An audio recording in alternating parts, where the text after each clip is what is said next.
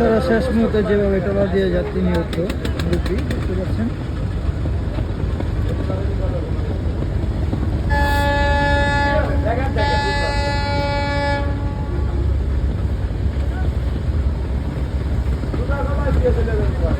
মানে একজন যাত্রী উঠেছে, মানে সদরঘাট থেকে, মানে খালি লঞ্চে উঠেছে, লঞ্চটা কেন ঘুরতেছে না, মানে 100 টাকা দাবি করতেছে।